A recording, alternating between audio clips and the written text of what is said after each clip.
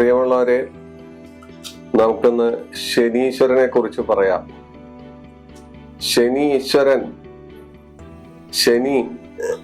ഈശ്വരനാണ്. നവഗ്രഹങ്ങളിൽ ഒരേ ഒരു ഈശ്വരനെ ഉള്ളൂ, അത് ശനിയാണ്. ശനീശ്വര പദവി ശനിക്ക് നൽകിയത് ശിവനുമാണ്. അപ്പൊ ശിവനോട് മാത്രമാണ് ശനിക്ക് കഷ്ടിച്ച് വിധേയത്വം ഉള്ളത്. ശനിയുടെ ഗുരുവായ കാലഭൈരവൻ ശിവന്റെ അംശാവതാരമാണ്. അങ്ങനെ പല കാര്യങ്ങളുണ്ട്, പല പുരാവൃത്ത കഥകളുണ്ട്. ആ കഥകളൊന്നും ഈ കൊച്ചു എപ്പിസോഡിൽ നമ്മൾ ഉൾക്കൊള്ളിക്കുന്നില്ല. പലകുറി പറഞ്ഞിട്ടുണ്ട്. ശനിമാറ്റമൊക്കെ നടക്കുന്ന സമയത്ത് പല കഥകളും നമ്മൾ പലപ്പോഴായിട്ട് അനേകം എപ്പിസോഡുകളിലൂടെ പറഞ്ഞു കഴിഞ്ഞത് ഇവിടെ ആവർത്തിക്കുന്നില്ല. നമുക്ക് ശനിയെ കുറിച്ച് വളരെ സംക്ഷിപ്തമായി നമുക്ക് പറയാം. ശനിയുടെ ശത്രുക്കൾ ആരൊക്കെയാണ്? രവി, ചന്ദ്രൻ, കുജൻ, ഇവരെല്ലാം ശനിക്ക് ശത്രുക്കളാണ്.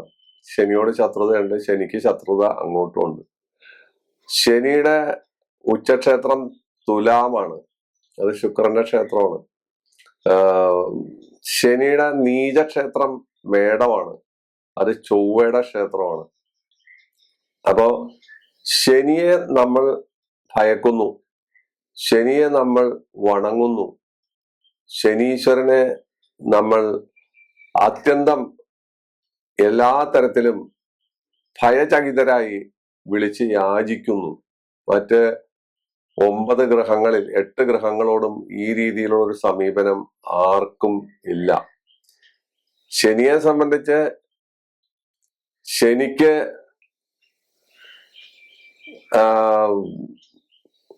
ശനിയെ സ്വാധീനിക്കാൻ പറ്റിയ ഈശ്വരമൂർത്തികളൊന്നും നമ്മുടെ മുമ്പിൽ ഉണ്ടെന്ന് പറയാൻ പറ്റില്ല. ശിവന് പോലും ശനിയുടെ ബുദ്ധിമുട്ടുകൾ അനുഭവിക്കേണ്ടതായി വന്നതായി നമ്മൾ കഥകളിൽ വായിച്ചിട്ടുണ്ട്. പിന്നെ ശാസ്താവ്, അയ്യപ്പസ്വാമി ശാസ്താവ് ശനി പ്രതീകമായി നമ്മൾ കരുതുന്നു. നമ്മൾ ശനിദോഷത്തിന് വേണ്ടി ശാസ്താവിനെ സമീപിക്കുന്നു, അയ്യപ്പസ്വാമിയെ സമീപിക്കുന്നു. ഇതൊക്കെ നമ്മുടെ നാട്ടിൽ നടക്കുന്ന കാര്യങ്ങളാണ്. അപ്പൊ ശനി ഒരു പാപഗ്രഹമാണ്. ശുഭനുണ്ട്, പാപനുണ്ട്. ശനി പാപഗ്രഹമാണ്. നന്നായാൽ അവനെ പോലെ നന്നായവൻ ആരും ഉണ്ടാവില്ല. ഇരുമ്പ് കുടിച്ച വെള്ളം കക്കാറില്ല, അല്ലെങ്കിൽ പുറത്തേക്ക് വരാറില്ല എന്ന് പറയും. ശനി എന്തെങ്കിലും തന്നാൽ അത് ഇരിപ്പതാണ്. ശനി നശിപ്പിച്ചാൽ നശിച്ചതുമാണ്. അപ്പൊ ശനി നന്നായാൽ അവൻ വാരിക്കോരി തരും. അതൊരിക്കലും നഷ്ടപ്പെടാതെ തലമുറയായിട്ട് നമുക്ക് നിലനിൽക്കും. അസ്ഥാനത്ത് ശനിദോഷം കൊണ്ട് നഷ്ടപ്പെട്ടാൽ എല്ലാം നഷ്ടപ്പെടും. എങ്ങനെയാണ് ശനിദോഷം വരുന്നത്, എങ്ങനെയാണ് ശനി ആളുകളെ പിടിക്കുന്നത്, അതുകൂടി നമ്മൾ മനസ്സിലാക്കണം. നമ്മുടെ നാട്ടിൽ അനീതിയും അക്രമവും വേണ്ടാധീനവും സ്ത്രീ പീഡനവും അല്ലെങ്കിൽ പുരുഷ പീഡനവും അതുപോലുള്ള യുക്തിക്കും നീതിക്കും നിരക്കാത്ത സംഭവങ്ങൾ നടക്കുന്ന ഏതൊരാളെയും ശനി യഥാസമയം അയാളുടെ കാലദോഷം വരുമ്പോൾ, അയാൾക്ക് സമയം കിട്ടുമ്പോൾ പിടിക്കുന്നു എന്നുള്ളതാണ്. മോർച്ചറിയിൽ മരിച്ച രോഗിയെ കിടത്തി അനേക ദിവസം ലക്ഷങ്ങൾ തട്ടുന്ന ആശുപത്രി ഉടമയെ ശനി വിടുമെന്ന് കരുതണ്ട. ശനി ഇതെല്ലാം കാണും, എല്ലാം കണ്ടുകൊണ്ടിരിക്കും. അയാൾക്കും ഇതേ അനുഭവം തന്നെ ആവർത്തിച്ച് ഒരു വിഷമവൃത്തം പോലെ ശനി കൊടുത്തുകൊണ്ടിരിക്കും. ശനി എപ്പോഴും ഞാൻ പറയാറുണ്ട് ജഡ്ജിയാണ്. അയാളുടെ തീരുമാനം നിഷ്പക്ഷമായിരിക്കും. ആർക്കു വേണ്ടിയും അങ്ങോട്ടും ഇങ്ങോട്ടും ശനി വഴങ്ങാറില്ല. കണ്ടകശനി, ഏഴരശനി, ജന്മശനി മുതലായ സമയത്തുണ്ടാകുന്ന അനുഭവങ്ങൾ നമുക്കറിയാം.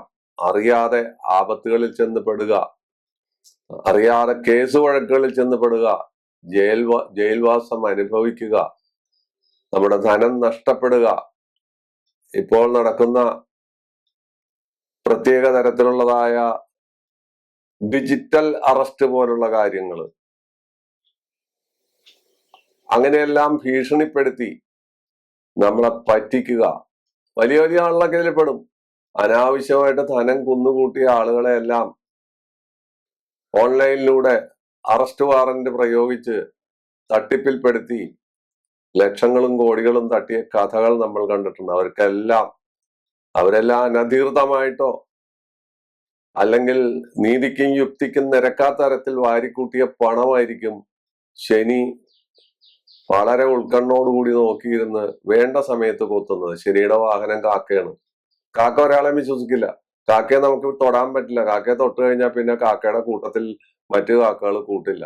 കാക്കയെ നമുക്ക് വളർത്താൻ പറ്റില്ല. കാക്ക നമ്മളെ സംശയത്തോടു കൂടിയേ നോക്കൂ. അപ്പോ ശനീശ്വരന്റെ സ്വഭാവഗതികളാണ് ഞാൻ പറയുന്നത്. വേണമെങ്കിൽ അനേകം നമുക്ക് പറഞ്ഞു കൂട്ടാവുന്നതാണ്. ഞാൻ ചുരുക്കമാണ്. പക്ഷെ ശനി ഇതെല്ലാം കാണുന്നുണ്ട്. ഈ അക്രമങ്ങളും അഴിമതിയും കൊള്ളരുതായ്മകളും സ്വജന പക്ഷപാതങ്ങളും അതുപോലെ എന്തെല്ലാം ചെയ്യാമോ അതെല്ലാം ചെയ്യുന്ന കാര്യങ്ങളെല്ലാം ശനീശ്വരൻ കാണുകയും അതിനെല്ലാം തിരിച്ചടി ഈ ജന്മത്ത് ഈ ഭൂമിയിൽ തന്നെ കൊടുത്ത് അവനെ ഒരു വശത്താക്കുകയും ചെയ്യുക എന്നുള്ളതാണ് ശനിയുടെ ധർമ്മം. അത് ശനി നടപ്പാക്കിയിരിക്കും. അതേ സ്ഥാനത്ത് നീതിയായിട്ടും യുക്തിയായിട്ടും വളരെ ധർമാനുഷ്ഠാനങ്ങളോട് കൂടി പോകുന്ന ആളുകളെ ശനി ശക്തിയായി അനുഗ്രഹിക്കുന്നു. അവരുടെ തലമുറകൾ പച്ച പിടിക്കുന്നു. അവരുടെ സന്തതി പരമ്പരകൾ നല്ല രീതിയിലേക്ക് വരുന്നു. അവർക്ക് അധികാരം ഉണ്ടാകുന്നു. അവർക്ക് വിശ്വപ്രസിദ്ധി ഉണ്ടാകുന്നു. ഇങ്ങനെയുള്ള കാര്യങ്ങളെല്ലാം ശനി നൽകുന്നുണ്ട്. ശനി നൽകുന്ന ഒരു പഞ്ചമഹാപുരുഷ യോഗമാണ് ശശമഹായോഗം. ഒരു ഗ്രാമത്തിന്റെയോ നഗരത്തിന്റെയോ അല്ലെങ്കിൽ ഒരു പ്രത്യേക പുരത്തിന്റെ എല്ലാം അധിപതിയാകുക, ധനവാനാകുക, ഇങ്ങനെയൊക്കെയുള്ള ഒരുപാട് കാര്യങ്ങൾ ശനിയെ കൊണ്ട് നമുക്ക് ആ യോഗത്തിൽ പറയാൻ പറ്റും. ശനി മറ്റു പല യോഗങ്ങളും കൊടുക്കുന്നുണ്ട്. ഞാൻ ഒരു യോഗത്തെ കുറിച്ച് മാത്രം പറഞ്ഞു എന്ന് മാത്രമേ ഉള്ളൂ. അപ്പോ ശനി പാപനാണ്. ശനി 7ാം ഭാവാധിപത്യം വഹിച്ച് സ്വക്ഷേത്രത്തിൽ നിന്നാൽ വിവാഹ ജീവിതം ധന്യമാകില്ല. വിവാഹ ജീവിതത്തിന് അലോസരങ്ങൾ ഉണ്ടാകും. വിവാഹ ജീവിതത്തിൽ പല പ്രശ്നങ്ങളും ഉണ്ടാകും.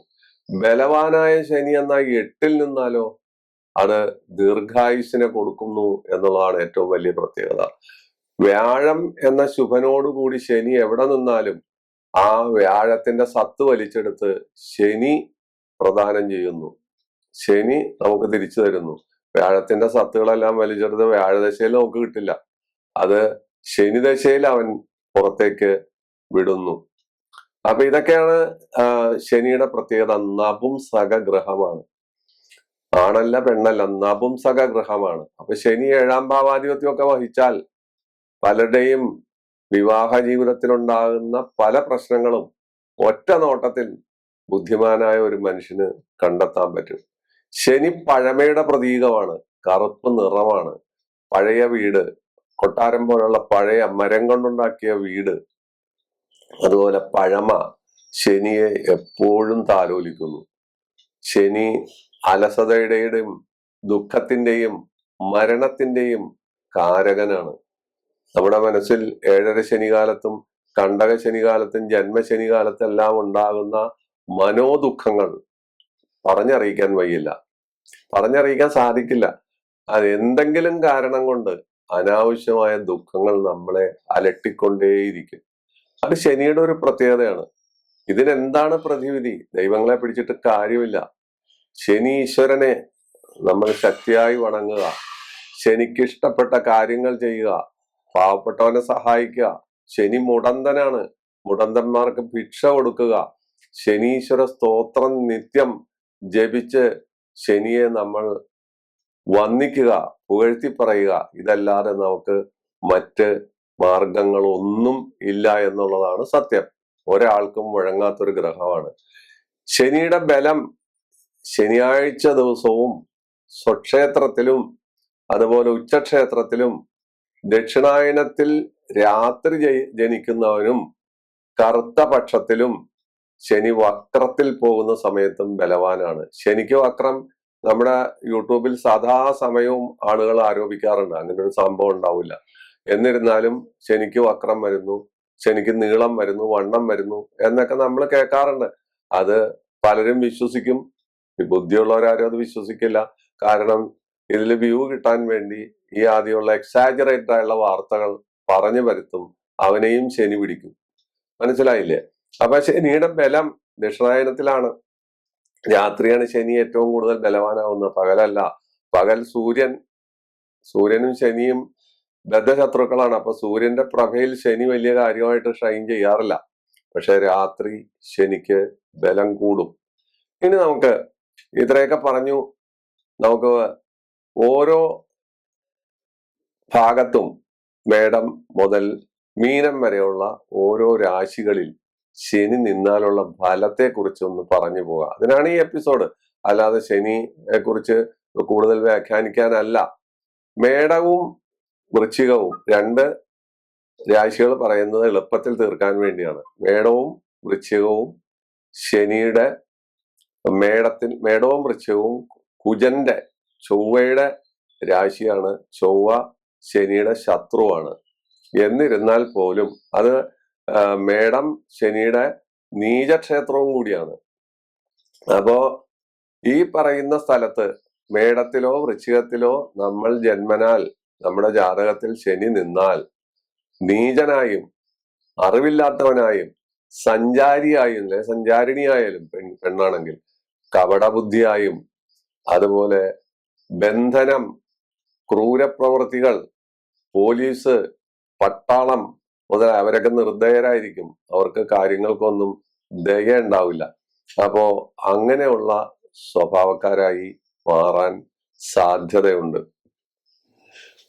അത് കഴിഞ്ഞാൽ ഇടവം, തുലാം, ഇത് രണ്ടും ശുക്രന്റെ ക്ഷേത്രങ്ങളാണ്. ശുക്രന്റെ ക്ഷേത്രത്തിൽ ഈ ഇടവത്തിലോ തുലാത്തിൽ ശനി ഉച്ച ബലവാനാണ്. ഇടവത്തിൽ നിന്നാൽ വൈവാഹിക ജീവിതത്തിലുള്ള അബദ്ധസഞ്ചാരം, അന്യസ്ത്രീ പ്രസക്തി, വൃദ്ധരതി, ദാരിദ്ര്യം. എന്നാൽ തുലാം ശുക്രന്റെ ക്ഷേത്രമല്ലേ? ആ തുലാത്തിൽ നിൽക്കുമ്പോൾ ഈ വ്യക്തി ഒരു ഗ്രാമത്തിന്റെയോ ഒരു പുരത്തിന്റെയോ അല്ലെങ്കിൽ ഒരു ദേശത്തിന്റെയോ അധിപനാകുന്നു. ഭൂസ്വത്ത് ഉണ്ടാകുന്നു. ഉണ്ടായ ഭൂസ്വത്ത് നശിക്കുന്നില്ല. സന്തതി പരമ്പരകൾ ഉണ്ടാകുന്നു. പ്രസിദ്ധി ഉണ്ടാകുന്നു. ധനമുണ്ടാകുന്നു. അങ്ങനെ ഒരുപാട് കാര്യങ്ങൾ നമുക്ക് തുലാത്തിലെ ശനി തരുന്നു. അതേ സ്ഥാനത്ത് ശുക്രന്റെ ക്ഷേത്രമായ ഇടവത്തിൽ ശനി നിന്നാൽ നല്ലതല്ല. അതാണ് ഇതിന്റെ പാരഡോക്സി, അതാണ് ഇതിന്റെ വിരോധാഭാസം.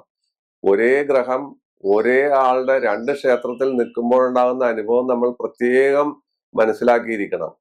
അത് ഓർത്തു വയ്ക്കുക. ഇനി നമുക്ക് ബുധന്റെ ക്ഷേത്രമായ മിഥുനത്തിലും കന്നിയിലും ശനി നിന്നാൽ എന്താണ് ഉണ്ടാകുക? ധനഹീനത, ദാരിദ്ര്യം, സന്താന തടസ്സം, സഞ്ചാരം. നായകസ്ഥാനം ഉണ്ടെങ്കിൽ അതിന് ഒരു പ്രബലത ഇല്ലാതെ ഇടയ്ക്ക് വെച്ച് നഷ്ടപ്പെടുക, ജനമധ്യത്തിൽ അവഹേളിക്കപ്പെടുക.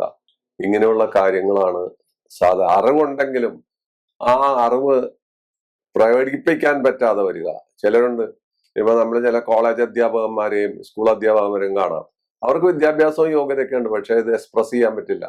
ക്ലാസ് കൊണ്ടുപോകാൻ പറ്റില്ല. ക്ലാസ്സിൽ വിളിയാട്ടായിരിക്കും. ഇയാൾ ഭയങ്കര അറിവുള്ള മനുഷ്യനാണ്, പക്ഷെ വായിൽ നിന്ന് വാക്കുകൾ വരില്ല. അവിടെ ദക്ഷിണാമൂർത്തിയും സരസ്വതിയും പിന്തിരിഞ്ഞു നിന്ന് കളയും. അതാണ് അവിടുത്തെ പ്രത്യേകത. അപ്പൊ ബുധന്റെ ക്ഷേത്രമായ മിഥുനത്തിലോ കന്നിയിലോ ശനി നിന്നാലുള്ള കാര്യമാണ് പറഞ്ഞത്. ഇനി കർക്കിടകൻ ചന്ദ്രന്റെ ക്ഷേത്രമാണ്. ചന്ദ്രൻ പലതിന്റെയും കാരകനാണ്. ഒരു യന്ത്രം പ്രവർത്തിക്കാൻ ഗ്രീസ് പോലെ ചന്ദ്രൻ വേണം. ചന്ദ്രന് ബലം വേണം. ചന്ദ്രന്റെ സ്വാധീനം വലുതാണ്. പലപ്പോഴും നമ്മൾ അതിനെ കുറിച്ച് പറഞ്ഞു കഴിഞ്ഞതാണ്.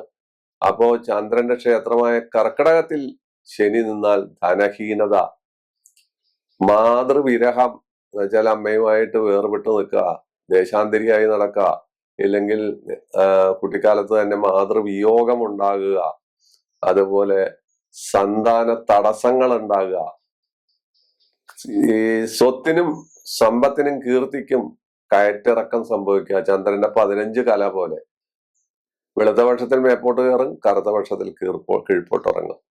അതാണ് അവിടെ കർക്കിടക മാസത്തിലെ ആ ശനിയുടെ നിലകൊണ്ട് നമുക്ക് പറയാൻ പറ്റുന്നത്. ചിങ്ങത്തിൽ ശനി നിന്നാൽ അവരച്ഛനും മകനുമാണ്. അച്ഛനും മകനുമാണെങ്കിലും ബദ്ധശത്രുക്കളാണ്.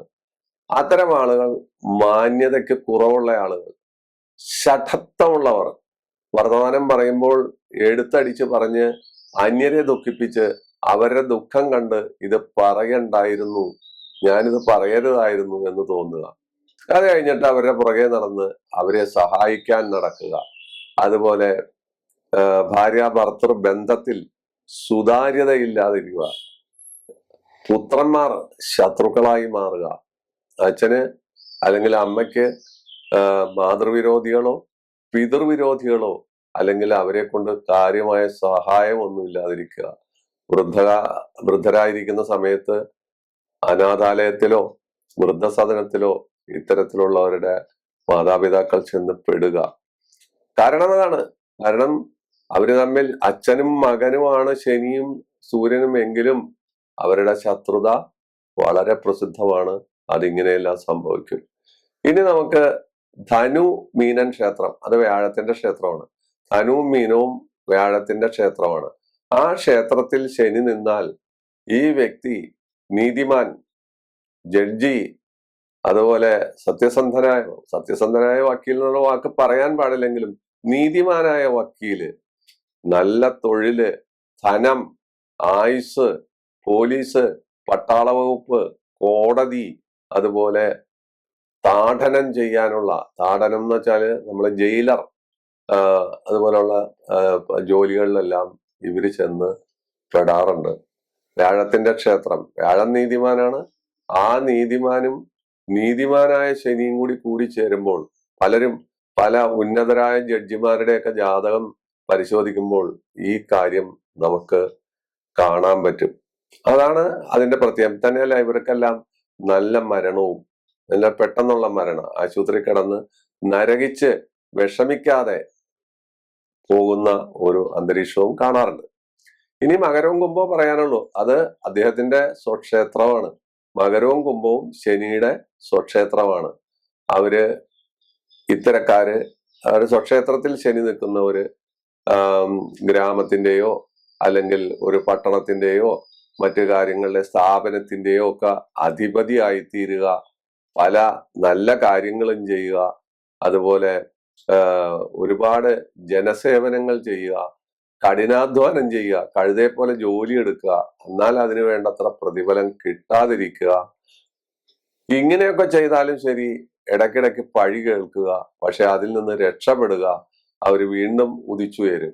ഇപ്പൊ ചില ആളുകൾ, ചില MLA-മാരൊക്കെ പലപ്പോഴും തോറ്റുപോകും. പിന്നീട് ഒരു പ്രത്യേക കാലത്തിൽ അവർ പൊങ്ങി വരും, വീണ്ടും അവര് ഷൈൻ ചെയ്യും. അങ്ങനെയൊക്കെ ഉള്ള ഒരു സ്വഭാവമായിരിക്കും മകരത്തിലും കുംഭത്തിലും ജാതകത്തില് ശനി നിന്നാൽ. അവന്റെ സ്വക്ഷേത്രമാണ്. അവന്റെ സ്വക്ഷേത്രത്തിൽ ഇങ്ങനെയൊക്കെയുള്ള സംഭവങ്ങൾ ഉണ്ടാകും. അവിടെയും പരിപൂർണമായി ശനി അനുകൂലിക്കുന്നില്ല എന്നുള്ളതാണ് ഏറ്റവും വലിയ പ്രത്യേകത.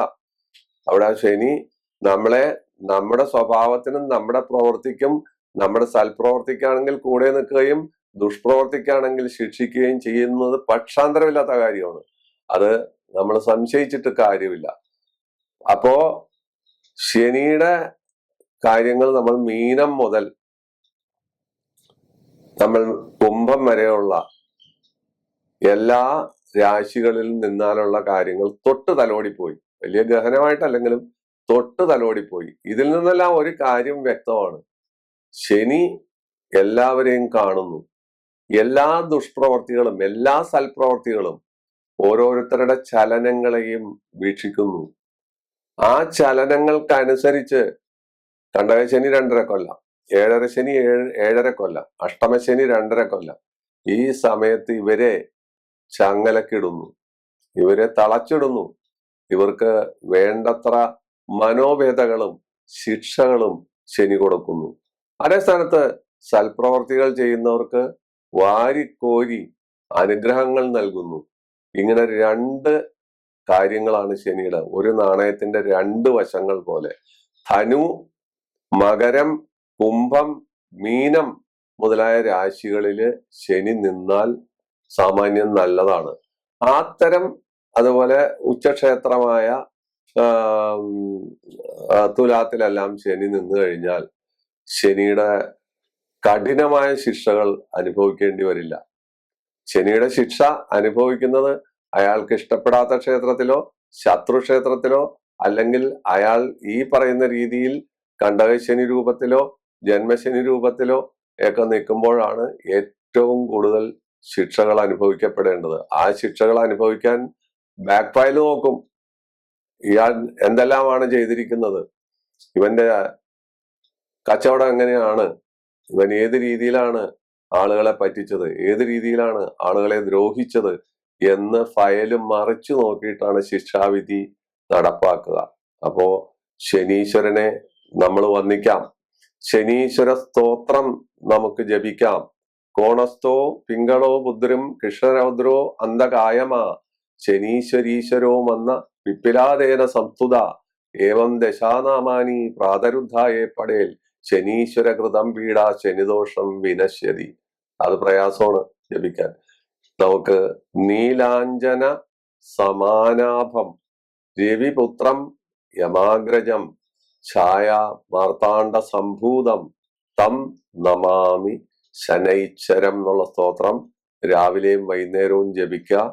അല്ലയോ പ്രിയപ്പെട്ട സർവശക്തനായ ശനീശ്വര, എന്നെ രക്ഷിക്കണേ എന്ന് ദയനീയമായി പ്രാർത്ഥിക്കുക. അങ്ങ് വിചാരിച്ചാൽ എന്നെ ഭസ്മമാക്കാൻ സാധിക്കും, അങ്ങ് വിചാരിച്ചാൽ എന്നെ ഉയർത്താനും പറ്റും.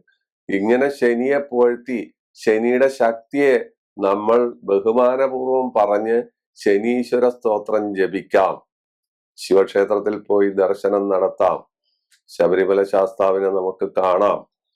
കാക്കയ്ക്ക് ചോറ് കൊടുക്കാം. ഹനുമാന് വെറ്റിലമാല ചാർത്താം. ഇതെല്ലാം ശനിദോഷത്തിന് നമ്മൾ ചെയ്യുന്ന കാര്യങ്ങളാണ്. പക്ഷെ ഏതെല്ലാം ചെയ്താലും ശനിയെ വിളിച്ച് നമ്മുടെ സങ്കടങ്ങൾ നേരിട്ട് പറഞ്ഞ് ബഹുമാനപൂർവ്വം പ്രാർത്ഥിച്ചാൽ അദ്ദേഹം കനിയും, അദ്ദേഹം നമ്മളെ അനുഗ്രഹിക്കും എന്ന് പക്ഷാന്തരമില്ലാത്ത കാര്യമാണ്. ആ നീതി തുലാസിന്റെ 2 തട്ട് പോലെ എപ്പോഴും കൃത്യമായി പ്രവർത്തിച്ചു കൊണ്ടേയിരിക്കും. ശനീശ്വരന്റെ അനുഗ്രഹത്തിന് വേണ്ടി നമുക്ക് പ്രാർത്ഥിച്ചുകൊണ്ട് ഈ അധ്യായം നമുക്ക് ചുരുക്കാം. വീണ്ടും കാണാം എല്ലാ ബുധനാഴ്ചകളിലും ഞായറാഴ്ചകളിലും. അടുത്ത അധ്യായത്തിനായി കാത്തിരിക്കുക. നന്ദി, നമസ്കാരം.